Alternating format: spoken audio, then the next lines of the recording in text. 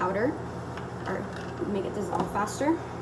And I have some unsweetened pea milk, which has 8 grams of sugar naturally, and I'm trying this out instead of almond milk.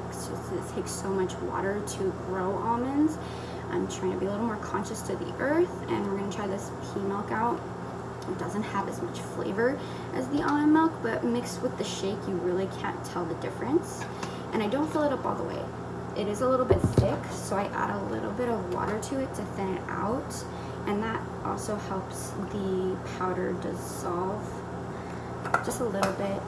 And then with it, also I buy in bulk, is flaxseed ground, and the flax seeds are also a healthy fat and help with digestion. So I mix a little bit of the flax seed in there, about a teaspoon.